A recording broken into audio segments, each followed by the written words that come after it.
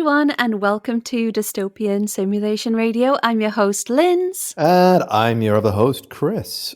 How's it going, Chris? What's up? It's going pretty well. It's all good. We're just heading towards the summer now. We are now officially in July. We're recording this on the 1st of July. It won't be released on the 1st of July, but that's when we're recording it. Yep, almost my birthday. It is. Not too long at all. What are you doing for it, Linz?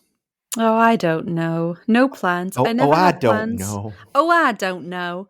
No plans, but, I always end up doing something, or someone's like, let's do this. And I'm like, yeah, okay. So I never plan anything, honestly. Yeah, no, I know this. Yeah. Oh, yeah, you do know that. Neither do you. Do you ever have? Oh, you used to. You used to, didn't you, Chris? Well, birthday we've celebrations. Had many a Green Day song on a dance floor, haven't we? Oh, yes. We used to do all of that. Now I just ache. Ache for the old days. I just ache. American idiot. I don't even think that are there even like cool places you can go anymore. I think the young people are not with it enough to have cool places like we used to go to. The young people, of course there is. There's tons of good places to go, I think. They're not like, clubs or something, but yeah, never really been into that.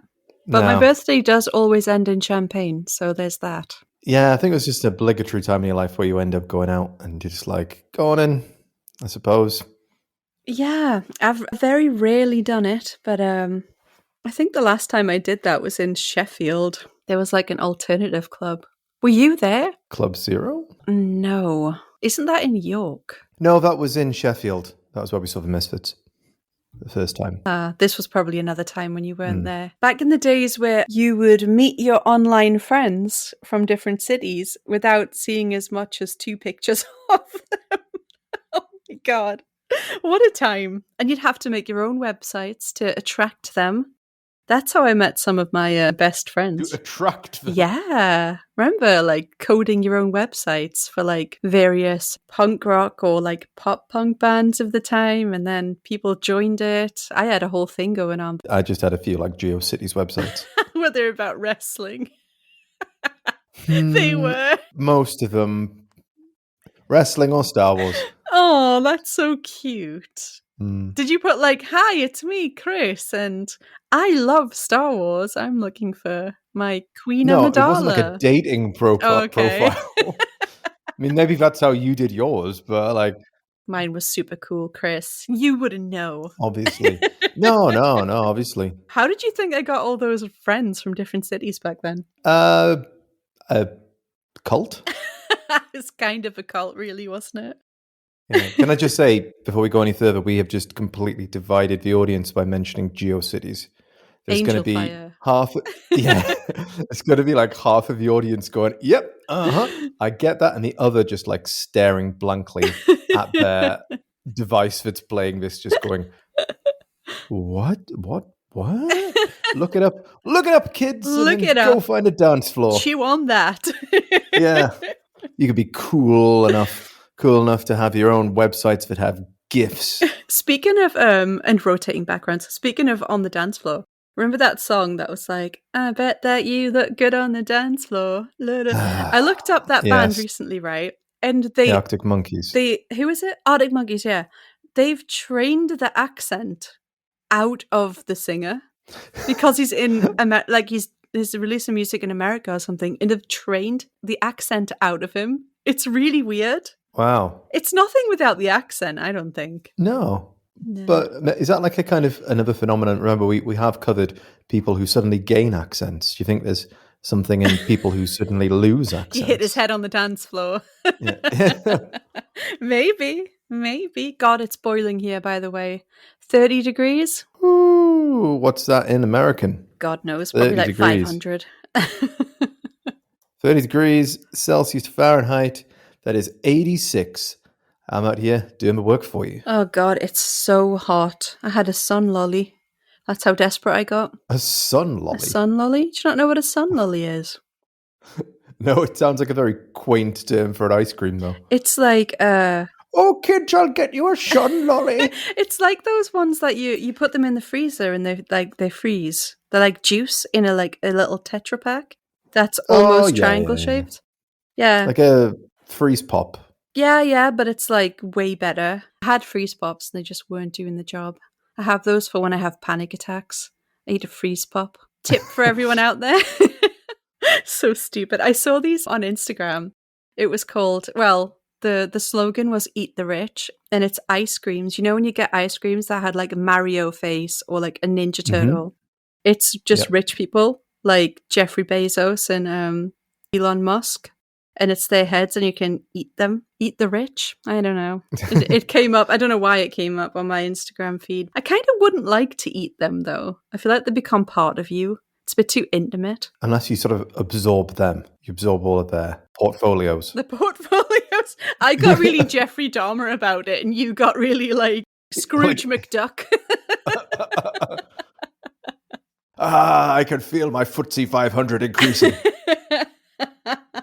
What? Jeffrey Bezos had his wedding, didn't he, in some European place that was angry. I think it was, what's that floating place called? Venice. Yeah. Yeah. Floating place. Camino. Yeah. Yes, he did, and that's about as much as I know about it. I think there was a lot of celebrities there. I think there was a lot of protests. Yeah, his invitations were really ugly. It was like Moonpig level ugly. And also, like, there was some controversy about like the slippers that he gave the men and women.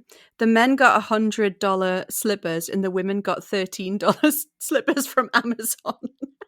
I mean, yeah, that's pretty not cool. So but at the funny. same time, why are you getting slippers at a wedding? Okay, everyone, it's now time for the smoking hour. Please put on your jackets and slippers, and there's a selection of books behind you to choose from. That sounds delightful.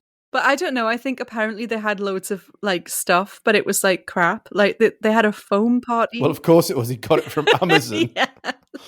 Just leftover stock. I don't know. I don't know how funny would it be if none of it was from Amazon. It was all from Temu. Oh, yeah. Well, everything on Amazon probably is from Temu. Yeah. But anyways, we've really gone off the rails. Yes, we have. Hi, everyone. Welcome to Dystopian Simulation Radio. Did you want to say anything, Chris? Have you got any exciting stories to share? No, I mean, in terms of temperature, it was very hot here yesterday. It's not at all today. It's rather chilly here today. In terms of temperature, that's not what I asked, Chris. I said exciting stories. I am basically recording this wedged between two cardboard boxes right now. No, I haven't been kicked out on the street. I am moving house. Ooh. So it's just trying to get all of this stuff done. We're moving towards there, but like Linz, if you could see it now, it's like the last episode of a sitcom. It's like, oh man, the walls are bare, like everything's in boxes. Like, you know, will my butler have a job anymore? I don't know. Bittersweet. Bittersweet. Oh. So yeah, just doing all of that, but taking a little bit of time out of the hectic schedule to discuss whatever it is we're going to talk about today. If you are unfamiliar with the format of this show, Linz and I dive into the strange, the unknown, the bizarre, and we try to convince the other, or sometimes convince ourselves, that this is a real case that we're looking at. But the way that it works is when we tell the other about it, the other person has no idea what they're walking into. So it's Linz's story today. I have no idea what we're going to be talking about. I'm just here for the aesthetics. Okay. So if you want to see any of the images that go along with today's episode, you can do so on our Instagram at d.s.radio. And we also have a Patreon, don't we, Chris? We do. Our Patreon, if you're feeling especially generous, if you want to support what we do here, anything that is donated is extremely appreciated. You can find that over at patreon.com/dystopian simulation radio. And as always, we have to say a big thank you to all of our supporters. So thank you very much to Tony Taylor, Ethan Coughlin, Michael Cunliffe, A Hawk, Chris Lebowski, Beatrice, Ordained Sinister Minister, Graves, Riff Cult, Cropley Crab, Crash Brodias, Creepy Paper, Jamie Sook, Lindsay Keller, Mike Wright, Kelsey Carruthers, Linz Gibson, Drake Halvig, Michael M., Wesley Akers, The Toxic Avenger, and never forgetting Philippe Hoffman. Chris. Oui. It's been a while. Since I first saw you. Since we had mystery. It's been a while since we had a mystery. Something it is. Really chew on, right? Yeah. We haven't had a mystery in a while. And I used to be all about mysteries. Wait, mysteries? Chew on? Mao Sugiyama's not coming back, is he? As much as you want him to, Chris. I don't think there'll ever be anyone else like Mao Sugiyama. No. Nope. Tonight, I have a mystery for you. I don't know if you've heard of it. In my opinion, it's quite popular. I don't know in the general opinion if it's popular. So let's get into it, Chris. It was August 20th, 1966. A teenage boy named Jorge da Costa Alves was flying a kite on a rural mountain in Morro do Vientem, Niterói, Brazil.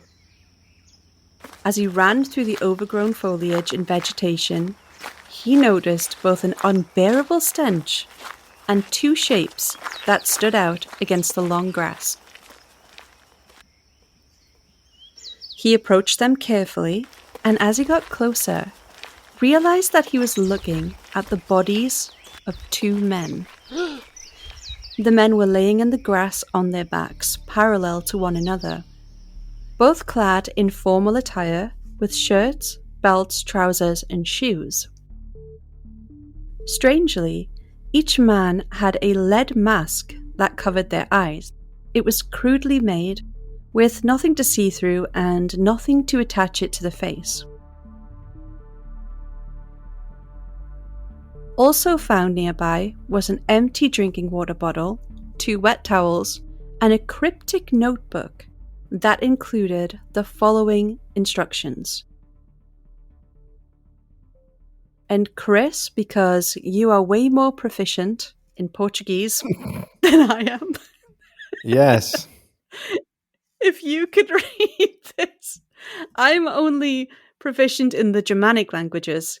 You have something kind of close, but not really. Good luck. Okay, let's give this a go then. I'll crack out my best Portuguese. Oh, Jesus. I feel like I'm at Nando's. It's not 1630, is it? I don't know. You can just say 1630. Hold on a second. Just give me a sec. So I apologize to all Portuguese speakers, both Brazilian Portuguese and Portuguese out there, for this absolute massacre that I'm about to do. 10:30 está no local determinado. 18:30 ingra capulas. Pos efito porqueta metais aguarda sin tal mascara. Or in English, 16:30, be at the specified location. 18:30, ingest capsules. After the effect, protect metals, await signal mask. The boy turned around and made his way back down the mountainside, running to his home to alert his parents about what he just found. They quickly called the police. Police and firemen were not able to arrive until the following day. The terrain, coupled with the fast-fading light that the evening had brought with it, made it difficult for them to ascend. The next day, however, police officers and firemen made it up the hill, and they quickly began to inspect the bizarre scene. The bodies displayed no sign of a struggle, injury, or foul play, at least at a glance. The receipt for a bottle of water from a local cafe, which could be turned in to get back a small deposit, was found at the scene.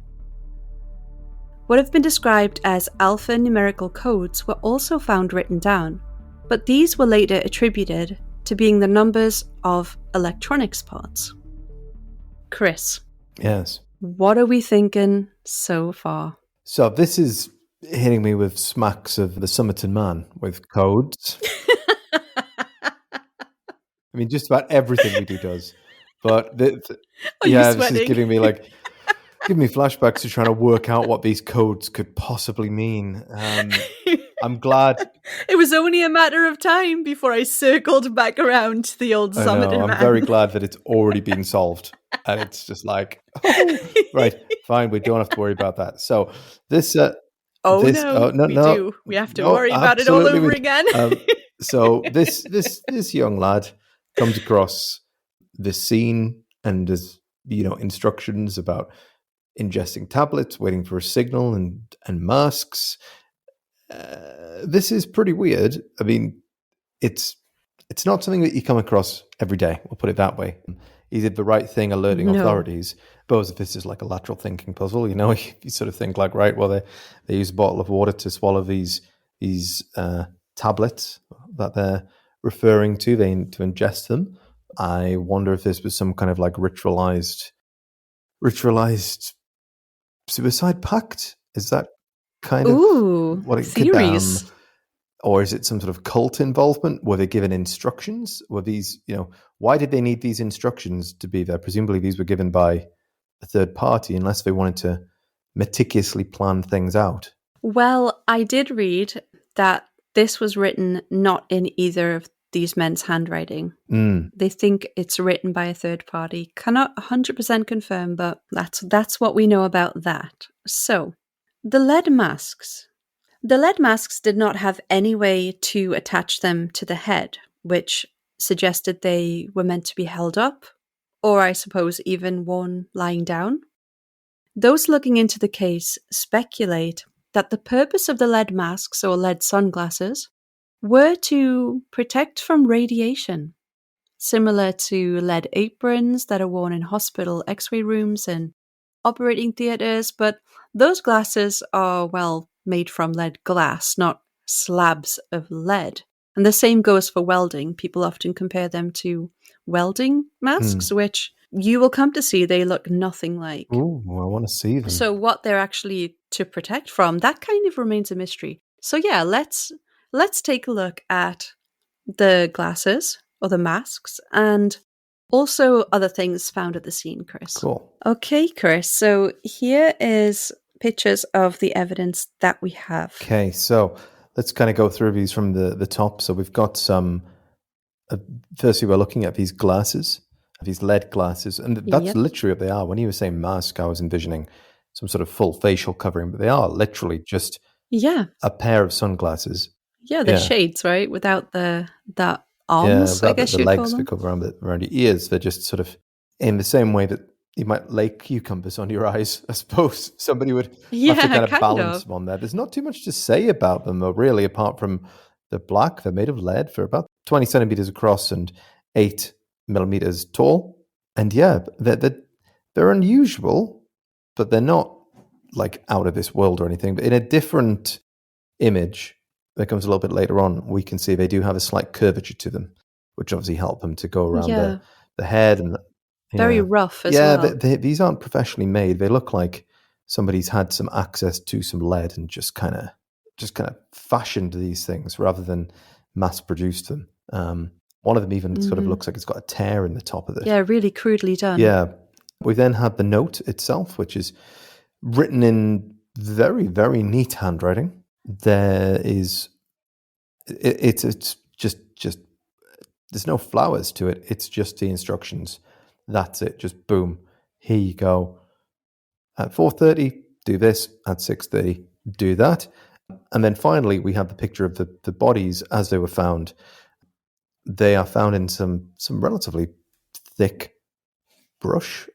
We've got one of them that's more prominent than the other. They're sticking out. The body's sticking out more. The other one's sort of obscured by a tree or some shrubbery. They are fully clothed. They are very much dead. There's not... Yes.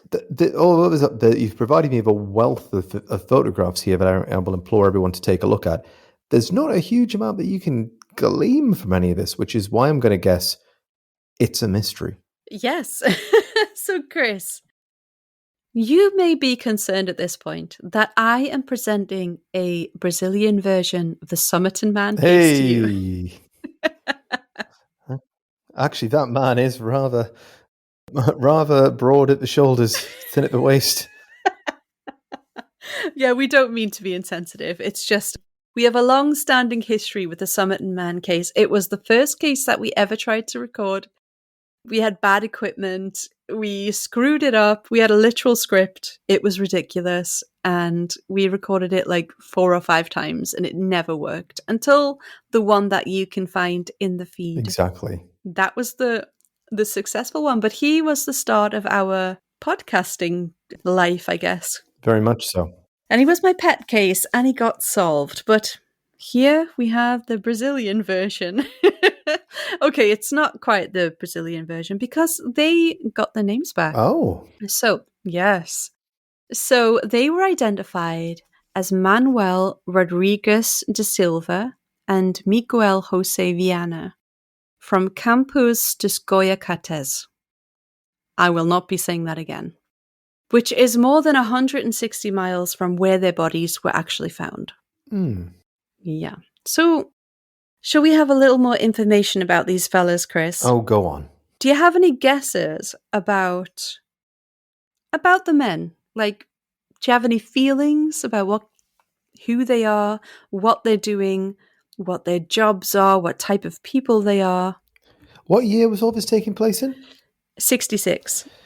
So, I mean, making some very crude assumptions here, and these are assumptions, so I'm not going to just a fun guess. But they look like, from what I can see of the bodies, they look like they're wearing relatively nice clothes. They're not wearing like workman's overalls or anything along those lines. So they seem like maybe they could be, office workers, or they could have dressed up, to go on a holiday excursion type of thing. Maybe they're dressed up to die.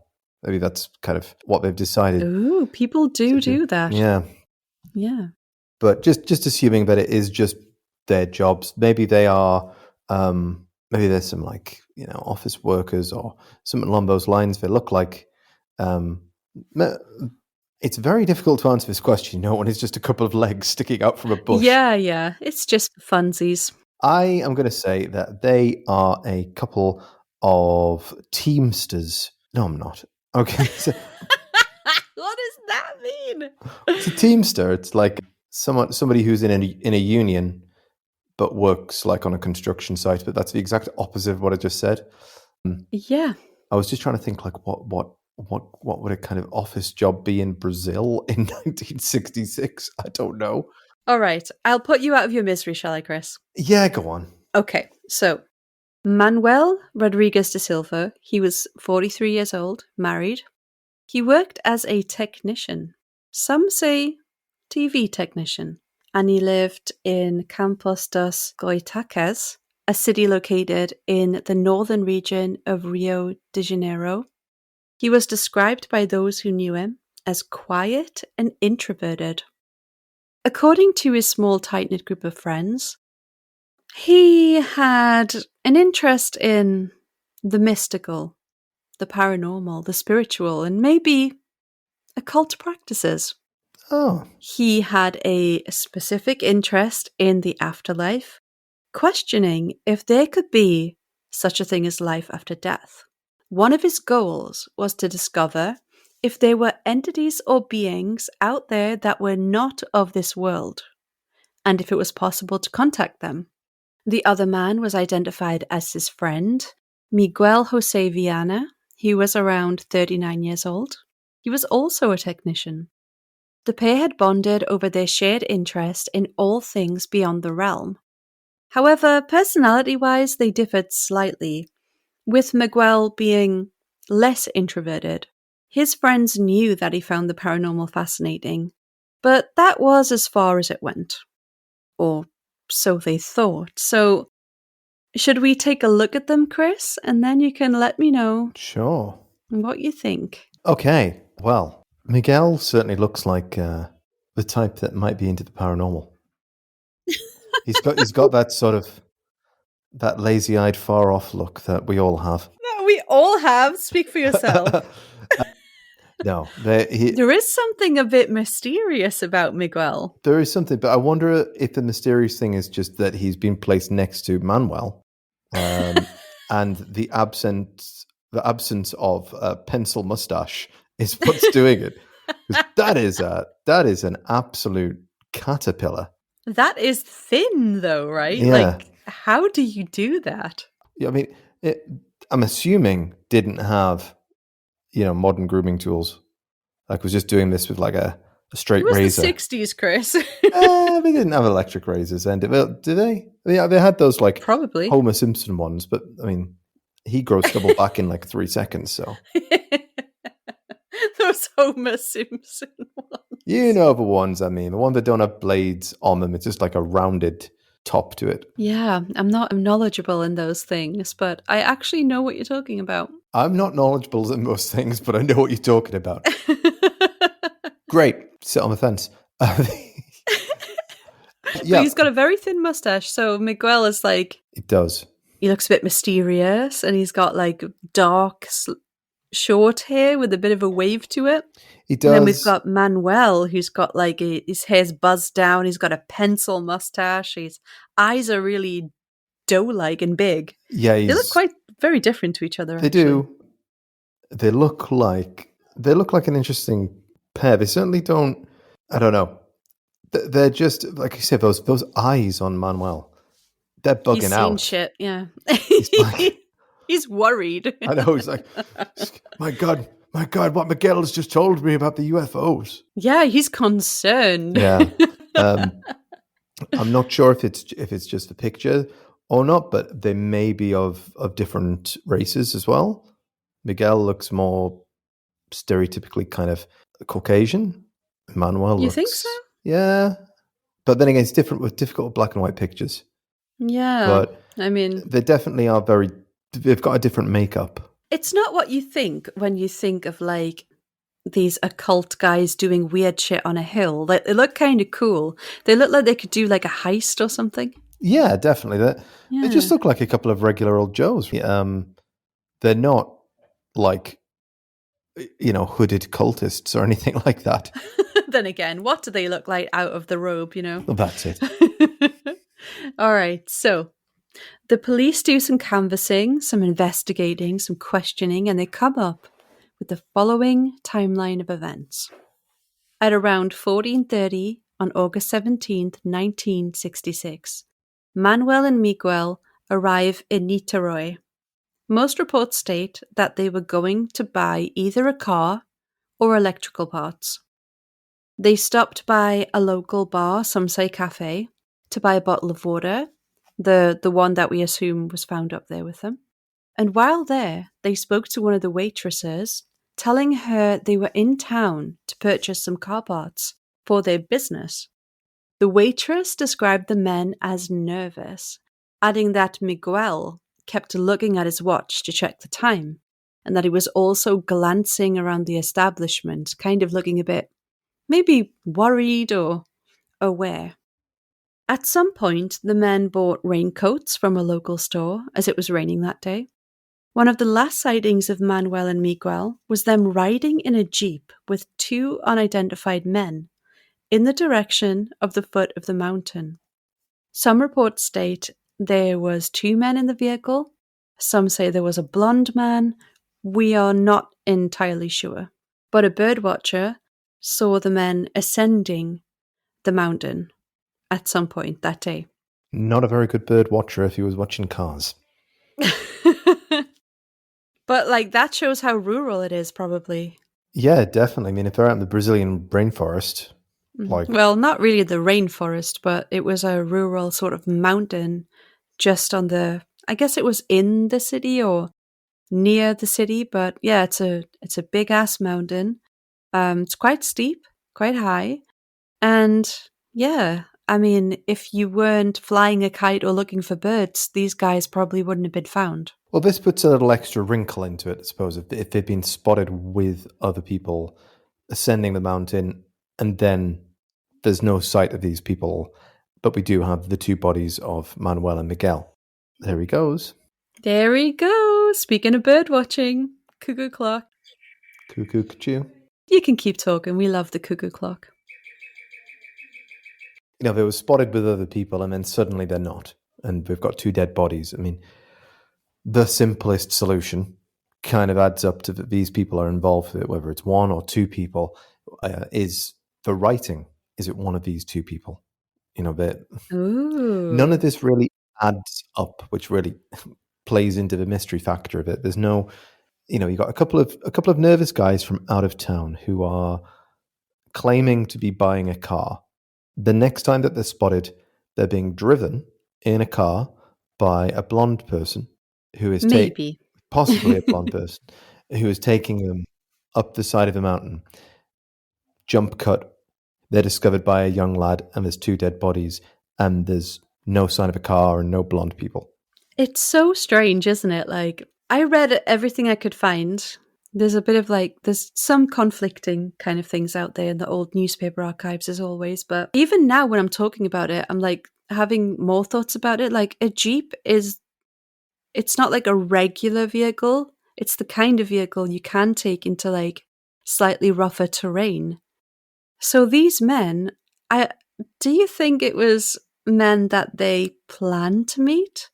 Or men that they just ran into and asked for a ride? I feel like the Jeep makes me think that it was people who were like planning to go to a sort of off-road terrain. Yeah, I mean, it's certainly the right type of car to be taking up there. I mean, it's making an assumption. It is. It could also just be coincidental, but these men came hundreds of miles from their home to this place for a reason. Exactly. Was that reason to buy a car? Were they going to buy the Jeep? Like, who knows? Yeah, I mean, you can start putting 2 and 2 together and make 27 and say like, you know, well, they were going to buy a car. It was, you know, well, let's go and take it out on a test run first, but we've got to take the person who owns it with us now. They go off and then they're murdered. But I never thought about that until now. That is a very good point. But couldn't you just rob people without taking them up a mountainside, giving them instructions to take capsules, and then... I mean, it's easier. Yeah, there are easy ways to do it. But I mean, I would have expected if this was a kind of test drive a car scenario before purchasing it, that one of these men would have been driving it, not supposedly a blonde person. Yeah, exactly. So they weren't even driving it. This is, like you said, this is why it's a mystery. Now, afterwards, and here's an unfortunate detail. They were so busy down at the coroner's office that the men's autopsies were not performed until weeks later. By the time the coroner actually got around to it, the bodies were so decomposed that they couldn't really run any tests on them that would come back with any significant information.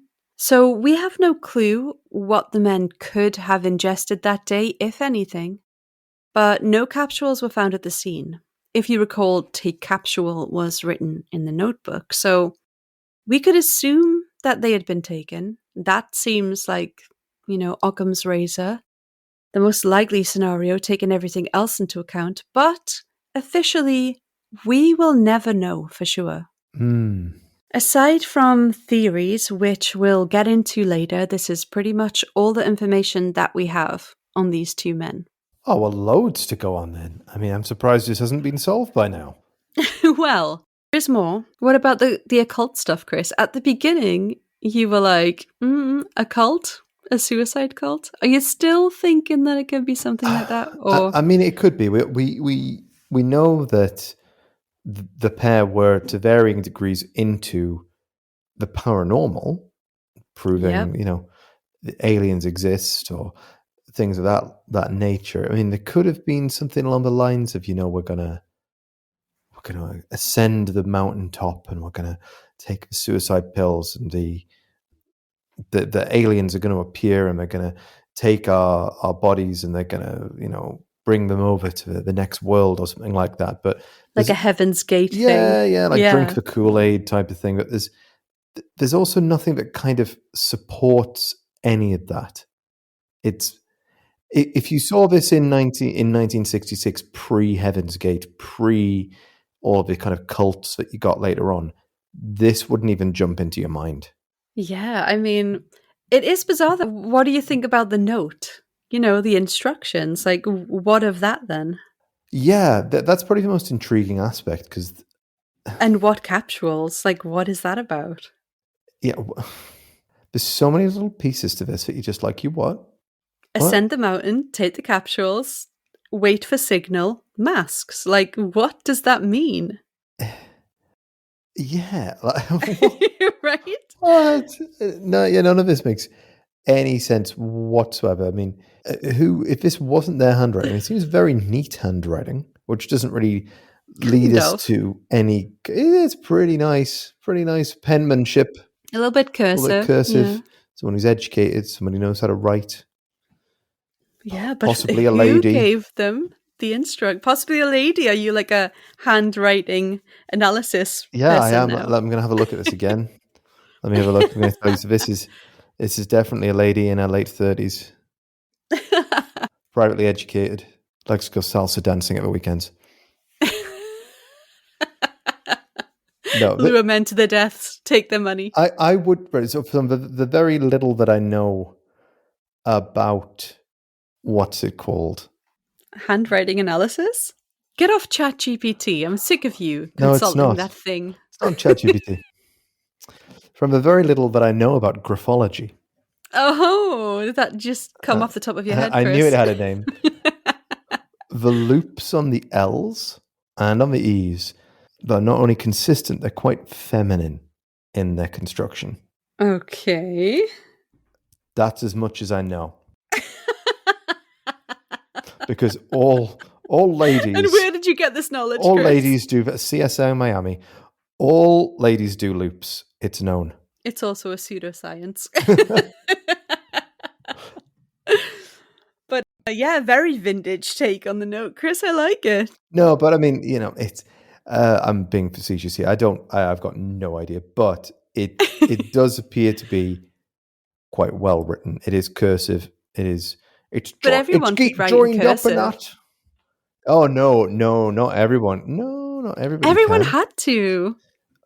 I mean, I don't know that much about 1960s Brazil, or presumably old timers write in cursive. If you use the alphabet, man, come on, they all do it. It was their thing. Maybe it just seems very neat to me as someone who has very messy doctor's handwriting. Well, I mean, it's pretty important, right? Important instructions, like take your pills, go to the mountain. I guess it had to be neat, clear, concise. I would have put it in print, to be honest, but I also don't know how common the 24-hour clock was back then. Traditionally, well, it's the military clock, isn't it? Well, that's what I was going to say. Traditionally, it was a military clock. So does that lead to any conclusions? I mean, if the 24-hour clock was just standard in Brazil at the time, then no, it doesn't. But if it wasn't, this could lead to somebody who had military experience. I very much doubt it. I think, I don't know. Well, I mean, it is a question. I feel like it's just widely used, isn't it? But AM and PM is a bit, I don't know. There's something wrong about it. Yeah. You need military time if you're going to take the suicide pill. Well, presumably suicide pills. Also, like, why up a mountain? Closer to the UFOs? Closer to the UFOs, yeah. Yeah. I love the way we both jumped to that conclusion. Yeah. Well, that's it. You've got to go to the highest point possible so the UFOs to have to use less effort. Exert, thank you. Oh, this is a train wreck. It is. It's going to be a lot of editing. But yeah, so according to an article in The Town Talk, published August 25th, 1966, police initially had an interesting theory that the pair had died from an electrical shock. Post-mortem contradicted this, as we know. The same article states that, quote, one possible clue was a newspaper found at the scene, open to a story on smuggling near Rio. A smuggling operation, Chris. Smuggling what? Some people have said, like, because these guys were technicians, and I'd like not to laugh. Like, some people say they were like TV technicians. Some just say they were like general technicians. Some people are like, maybe they made weapons that the CIA wanted, or that the aliens wanted, or like devices they created to contact the aliens. Like, this is what people say. I mean, that's a decent enough theory for making weapons, but a decent enough theory. But it's got a bit of a leap to it, saying technicians making guns. I mean, making guns, well, not necessarily guns, like weapons. Weapons, you know. What's a technician going to make? Like a deadly like a keyboard? Laser. Wow. And then you just like annihilate someone like Martin the Martian. I don't know. You think they were making like futuristic sci-fi weapons? Yeah. Yeah, exactly. That's what I'm saying. Well, that's what people think, but I've never read anywhere else about this newspaper opened on a story about a smuggling operation near Rio. But that is what this article says. So I'm just don't shoot the messenger, anyone. I'm just telling you what they said, okay? Interesting. I think there's not a huge amount of like, there's no reports that they had bags with them. They had... That is a good point. No bag? Yeah, which is a bit weird. It says they're going on a one-way trip, or that they're not very far from home, but they were. They were far from home, yeah. And I think they went on a bus. That's what I read. So quite a journey. And also, like you said, no bag. Like, I guess they could go back the same day, and they had money and stuff, but they had to buy raincoats, and so they really did seem to have nothing but the cash, right? So it was either a very last minute decision, they weren't planning to come back, or just something very odd. A one-way trip to Mars, right? Yeah. I mean, do you need a raincoat? Oh, that's a good point too. Unless they were like, oh, we're going to be waiting there quite a long time. We don't want to be soggy when they beam us up. We don't want to die before a suicide pills kick in. We don't want to die soggy. Yeah. It does suck to be soggy though, Chris. If you were going to be abducted by the aliens, would you not want like something on you to show them, like, oh, look, this is from Earth and we have this kind of thing? Like, wouldn't you want, I don't know, I feel like I'd bring them a gift. But that's just me. What are you bringing them? A couple of ponchos? No, that was obviously for them. But I mean, they had nothing, right, other than instructions and maybe a capsule, we assume, we don't know. So the Ottawa Star chimed in with a report about a person named Else Corey Gomez. We'll just refer to them as Gomez. And they were a friend of the men who allegedly said that our guys had been, quote, taking part in a series of spiritualistic seances and electronic experiments which on 2 occasions produced a violent explosion and lightning-like flashes. Okay. It's really getting a bit spicy. I mean, usually it's very boring, you know? Man dies with a cigarette and his last meal was a pasty.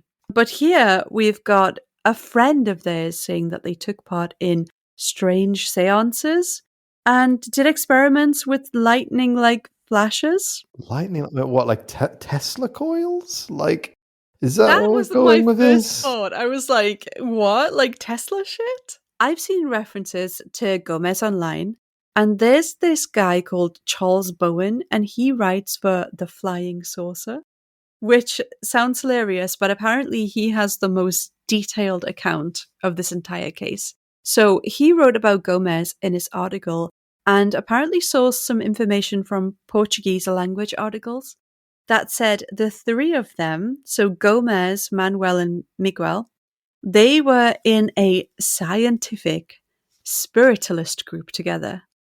And they allegedly made some form of device on Manuel's property that exploded when they were using it. And this was apparently a couple of months before their bodies were found. So they were actively, according to these articles and reports, messing around with some kind of device that was, how would we describe it? Because I'm not sure whether they're talking about like deceased people and spirits or aliens. It seems to be like a collage of all of them. Apparently, They were trying to contact otherworldly beings or the dead. Well, I mean, why not? But very different disciplines here, but I guess some people might think that they're one and the same. Yeah, I mean, if you believe that people pass to like another realm, but I feel like they were trying to contact aliens in this case, and they thought they could do so by electronic devices? I don't know. Have you ever heard of anyone trying to contact aliens through like... Do we need to do a speedy Google, Chris, if you will? How to contact aliens using electricity, question mark? Oh, you know what? Let's just make this funnier. Hey, ChatGPT, how can we contact aliens using electricity? Ooh, that sounds like some fun sci-fi brainstorming. The idea of using electricity to contact aliens usually comes from the concept of sending out electromagnetic signals like radio waves into space. We've actually done that in real life with projects like the Arecibo message, where we beamed a radio signal into space in hopes that some distant civilization might pick it up one day. So in a nutshell, electricity can be used to power transmitters that send signals out into the universe. Pretty cool, right? Okay, first of all, I don't really use ChatGPT and I've never heard it talk. And that just freaked the fuck out of me. We are going to be replaced, Chris. That's so weird, isn't it? I told you, she's I don't like that. Yeah. It's so weird. What? Okay. Anyways, it's very hard to get past that. But like, what are we thinking? So perhaps they were using electricity to send out signals. But then again, all of this is kind of hearsay because they weren't found with any devices. I mean, they were... No, they weren't. You're right. They didn't recover... Unless the aliens took it. Ooh. And they were like, you know, hey, yo, take the device, leave the glasses. Leave the shades. You know, the thing about the shades too is like people go, oh yeah, it's like the things that like people used to weld. It's like, no, you can see through the welding mask. You could not see through these slabs of lead in the shape of sunglasses. And also, wouldn't you protect your entire head? Like if something could cause you that much damage, it's going to melt your face, right? Like, unless they just weren't knowledgeable about such things. I mean, you kind of think, how could they not be? But maybe just the information wasn't available at the time. But what could only melt your eyeballs and not the rest of your face? That's very lasers. Specific. If they only pointed directly at the small space that is your eyeballs. That's how the alien guns work. Ah.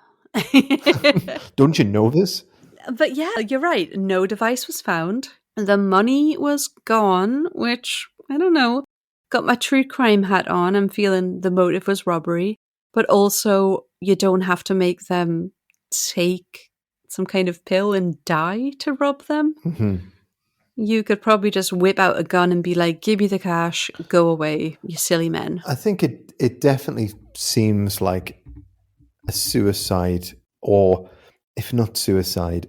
Suicide, what's the motive of it? To like ascend or something? Yeah, it seems like the fact that they've got a written instructions that is in neither of their handwriting tells you that somebody wanted them to go and do this. Or they wanted to and somebody like gave them, like they were in a group or something and someone, I don't know. It's even if they wrote it, it's very strange. This is really baffling to me, honestly. Like, the Somerton man was one thing, but this is like a whole other thing. This is kind of batshit. Yeah. It's a mix of many different things we cover, you know, like cult stuff and paranormal and aliens and UFOs and... Take away, though, if you strip elements away from it, and if you just say 2 bodies found on the side of a mountain, miles from home, they'd said they were going to buy a car, they were seen in a car with somebody else, you might say that this was, you know, kind of a robbery gone wrong. Yeah. But the elements that are really throwing us a curveball are the written instructions and the lead masks. Yeah. The fact that the bodies were not autopsied for such a long time really throws a wrench in the whole thing here, because we can't really tell what they died of. So, to add to the mystery, police interviewed residents of the area, several of whom some say several and some say one woman, said that they saw, quote, orange and blue lights hovering above the mountain where the men were found on the night they died, August 17th. One woman said she saw a UFO around the time the men died. Papers also reported that the men were engaged in psychic experiments in an attempt to fly to planet Mars. But this is just the papers, you know. Gomez, the friend, he was questioned by police and he did admit that, you know, yeah, there was some experiments, there was some paranormal stuff, but the papers started to say they were attempting to fly to the planet Mars. It's quite hard, considering this is a Portuguese case, to really confirm this info, but this is from newspaper articles of the time. So we have now at least one woman who says she saw what she would say was a UFO. Oh. So these bright lights and stuff. But like you said, Chris, they didn't find any kind of device. They didn't find any kind of experiment thing up there. So where did they get reaped by the aliens? Did they get taken to Mars? Like, what is going on? Did someone really see a UFO? Are they saying that after the fact? Does someone need a little bit of attention? What's happening? Yeah, it's. I mean, that would go along with everything that's been said. You know, it fits into the narrative nicely. However, it's just one report of this. It's not widespread reports of unidentified flying objects seen over the area. Yeah, some reports say several people, but the ones that I found the most were one woman said a thing. So we have that. Oh, good. It's all pointing to UFOs right now. Okay, then. So they went up to meet the UFOs. They had to take this special pill to be able to enter the dimension that the UFOs exist in or can transmogrify from. The aliens appeared, took their technology, and said, "You're going to die now." And bye. Then they just dropped down dead. Maybe it was like, maybe the capsule was like a sedative, and then they lay there and they put the lead glasses on and they were like, we would be way too stressed and probably die when they like brought us up with the, tractor beams. Yeah. So we need to be unconscious for it. And we need to also protect our eyes because they'll melt. So we'll lay here, we'll take the sedatives and we'll do that. And then, I don't know.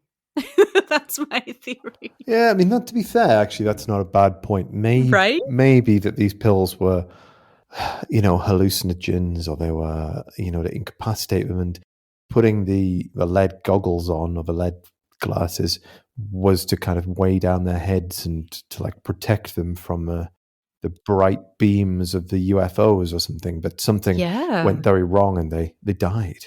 Maybe. I mean, I'm coming up with new theories just on the fly, like telling it back to you. It's very fun. It's not fun that two men died, but I mean, it's very fun to think about when you have a podcast like this. So, in March 1967, Charles Bowen, who's the UFO guy, authored that article that we referred to in the Flying Saucer Review. He detailed basically everything we talked about here, as well as another interesting detail. He wrote that 4 years prior to the discovery of Manuel and Miguel's bodies, another man was found dead on a hill with a lead mask. Oh. This man was also a technician. Unfortunately, it's quite difficult to find reports in Portuguese on unnamed men who die on hills. So I don't have too much additional information. All I could find was, and this is only through various Portuguese blogs, so keep that in mind, is that in 1962, a television technician was found dead in Morro do Cruzeiro in Neves wearing a lead mask. So there was another man 4 years before who was also a technician and also had a lead mask. We don't have any pics. We don't have anything else. But apparently that's a thing, which is very interesting. Like, what the fuck? Is there like a technician's cult? TV repairman, Heaven's Gate? Like, what is this? Yeah, what are these TV aerial repairmen doing? You know, like, how and why? I did read somewhere, I can't recall where, and I don't know why it's not in my script. Maybe it was only like one kind of like example of it. But I did read somewhere, and like, grain of salt, of course, that there was some kind of like radio program that these people had where they would talk about like this kind of stuff. And that made me wonder, like, I don't know if that's true or not, and I don't know if it was like Gomez who said it, but I do recall like not finding anything to cross-reference it with. But somebody said that like they had this kind of radio network where they would talk about this stuff. And I was thinking, like, if you're a criminal who's just listening in, you're like, oh, they're going to go to this mountain with this money. But then again, they probably wouldn't mention that they had the money. It's so perplexing. Like, I just do not know what to think. So the money was missing, though. They were... Yes, apparently it was gone. I don't know what they spent it on. I don't know if someone stole it. I don't know what it was for. Do you have to pay, like, you pay a toll? We aliens will meet you and bring you to our planet. Bring $2,000. Bring the price of a used car. Bring raincoats. So the last thing that I have for you is the Star Gazette, which is one of these archived news articles that I found. They reported that the case had been solved, but online people still call it a mystery. So I don't know if this is accepted. But the Star Gazette reported that the case had been solved in late September of 1969, writing that Sao Paulo police determined that the deaths were a murder, but the motive being robbery. Now, this is just an article. This has never really been confirmed that they've been murdered. But anyways, the article goes that this guy called Hamilton Bizzani, who was a petty criminal, he was incarcerated at the time, had confessed to a robbery, and he named 3 accomplices. According to this report, Bizzani said that he and his gang had forced the men up the hill at gunpoint, forced them to ingest poison, and set up the scene to appear mysterious or occult in nature. Bizzani claimed that he never saw his share of the stolen money because he didn't show up at the meeting point out of fear. This was like later on. So this is what the newspapers reported. But as you can imagine, it's extremely difficult to find like records of this or any other information. And the lead masks it's called the lead masks case. It's still referred to as a mystery, unsolved. I did see this whole, true crime element to it, but others just seem to think, yeah, it's unsolved, it's weird, it's paranormal in nature. I also feel like a lot of incarcerated criminals, they often just like confess to things that they had no part in just for a little bit of attention. Yeah, especially if it's going to like result in like even the slightest little bit of luxury, like, you'll get taken to a different room and you'll get a coffee. Oh, yeah. The luxury. It just feels weird to me, like I just don't think that it doesn't sound right, because why would you do all that? Yeah, it's not.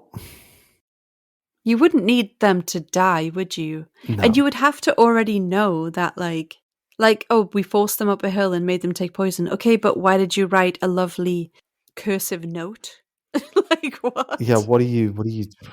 It's not really tracking. There's something not right there. I mean, if you were going to get your hands dirty, why get your hands dirty?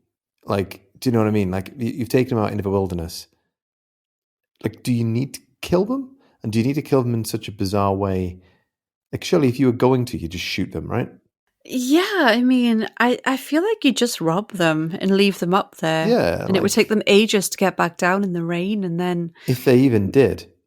Yeah. And like, what about the lead masks? Like, are they saying that they provided those? Yeah. Like, what? It's just weird. Quick, take these lead masks to confuse podcast hosts years later. Yeah, exactly.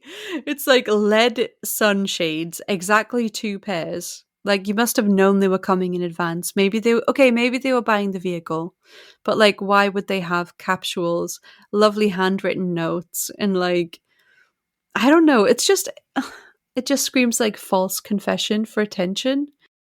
People do falsely confess to like weird things all the time, and this was being reported on in the papers so they could be like, yeah, we left some shades there, but it's like, why the hell did you have those? Like, what are those for? Like, they make no sense as a thing in the first place. And where did you get these from? Yeah, like, why would you do all that? We do know that friends said that they were interested in the occult, and this one Gomez person was like, oh yeah, they were doing all of these experiments. I mean, was this Gomez guy involved? They were questioned and they were released, and I don't think they were a suspect, maybe a person of interest, but like, for money, for used car money, really? 2 men? I really don't know what to think about this one, but it is my new Somerton man case. Which means it's going to get solved in about a month.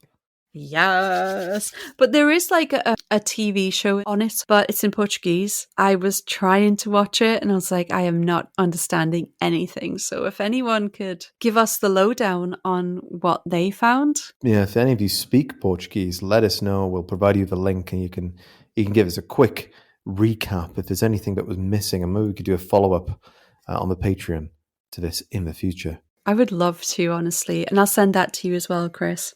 But yeah, that's all I got on the mystery of the lead masks case. And well, thank you very much for bringing it to my attention. I do not know what to think about this at all. I'm very confused. It's there's mysteries and then there's just out and out bizarre cases. I feel like this one, it will never be solved.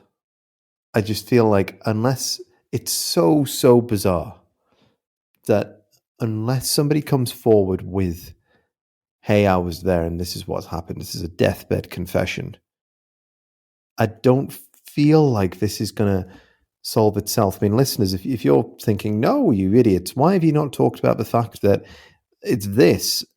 Let us know. But I can't really see how any of these things connect together. I feel like the only way that we could have some light shined on it is if one of the guys had some kind of journal where they noted down, the results of their experiments or what they were doing, which is something I genuinely think if you were doing all of that stuff, you would keep notes, right? You'd have a notebook somewhere where you would like log this stuff. Probably. I feel like that's the only way if we could get some insight. And we need Chris to determine whether the handwriting matched the 2 men. Also, right, if you or I died in a mysterious way and they asked friends about like what we were into and stuff, people would go, oh yeah, they like the paranormal and aliens and the X-Files. And people would be like, maybe they were in a cult. Maybe they wanted to go to Mars. Like how interested were these guys really? Apparently they were very interested, but I don't know. They were doing something up there, right?